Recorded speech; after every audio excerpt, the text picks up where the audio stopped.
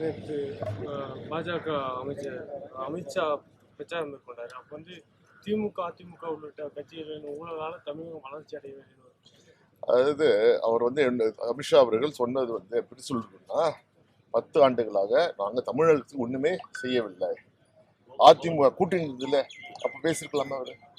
அதாவது அவருக்கு பேசணும்னு சொல்றாரு. ஏங்க நீங்க வரீங்க, அமித்ஷா வரார், மோடி வரார், நிர்மலா சீதாராமன் வரார்.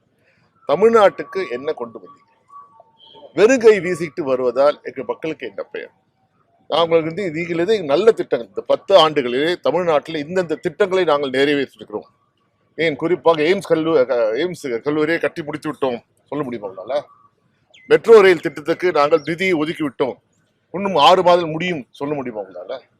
ஒண்ணுமே பண்ணாம வெறும் கையில வெறும் வாயில் வடை சொல்வதுதான் பாஜக போகாது. அது அமித்ஷா விதி விலக்கே கிடையாது. சார், அது மட்டும் இல்லாம தமிழக நலன்ல அக்கறை கொண்ட அரசு பாஜக தொடர்ந்து மோடியும் அமித்ஷாவும் சொல்லிக்கிட்டே இருக்கிறாங்க.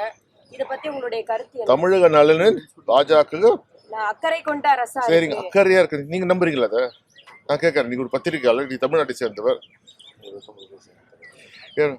நாங்க வரியா ₹1 கொடுக்குறோம்.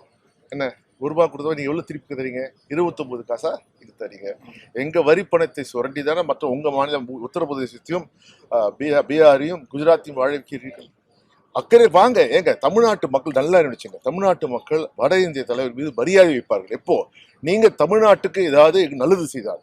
நேரு மீது மரியாதை உண்டு, இந்திரா காந்தி மீது மரியாதை உண்டு, ராஜீவ் காந்தி மீது மரியாதை உண்டு, சோனியா காந்தி மீது மரியாதை உண்டு, மன்மோகன் சிங் மீது மரியாதை உண்டு, ராகுல் காந்தி மீது மரியாதை உண்டு. ஏனென்றால் அவர்கள் தமிழகத்துக்கு நல்ல திட்டங்களை கொண்டு மக்கள் பயன்படுகிற அளவுக்கு செஞ்சிருக்காங்க.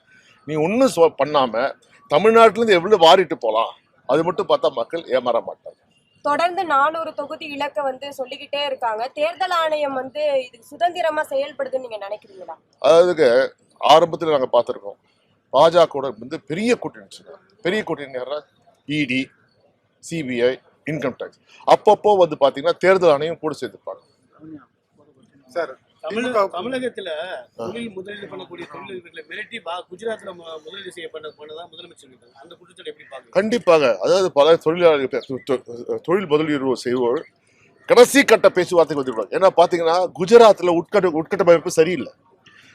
இந்தியாவில் தலை சிறந்த உட்கட்டமைப்பு இதுக்கு எங்க இருக்குன்னா அது தமிழ்நாடு. பாத்தீங்கன்னா அப்பத்த விமான நிலையங்கள், துறைமுகங்கள், அது மட்டும் இல்லாமல் மக்கள், அதாவது படித்த மக்கள் வேலை அங்க போன அவ்வளவு ஸ்கில்டு லேபர் கிடையாது. அதனாலதான் சென்னையில பார்த்தீங்கன்னா தமிழ்நாட்டில் பார்த்தீங்கன்னா நோக்கியா, சாம்சங், பிளெக்ஸ்ட்ரானிக்ஸ், அப்புறம் ஃபோர்டு, உண்டாய் எல்லா கறிக்கு வராங்க. ஏன் வராங்க? தமிழ்நாட்டில் உட்கட்டமைப்பு அவ்வளவு சிறப்பா இருக்கு. மற்ற குஜராத்துக்கு என்ன மிரட்டி கொண்டு போறாங்க. பிரதமர் பண்ணலன்னு கோச்சிப்பாருன்னு சொல்றாங்க. நாங்க நீங்க ஃப்ரீயா விடுங்களேன், நாங்க வர குஜராத் மாடல்னு சொல்றாங்களே. குஜராத் மாடல்னா தானா அங்க போகணும்ல. யூபி மாடல்னு சொல்றாங்களே, யூபி மாடல் முதலீடுகள் அங்க போகணும்ல. இல்லையே, காரணம் அங்க மாடல் ஃபெயிலியர்.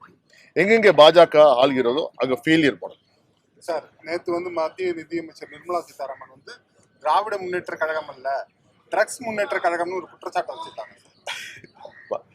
அந்த அம்மா பொய் கலைஞர் ஒரு போன முறை வந்தாங்களே, ஒரு குற்றச்சாட்டை வைத்தார்களே, நாங்கள் 5000 கோடி கொடுத்தோம், 900 கோடி கொடுத்தோம் சொன்னாங்க.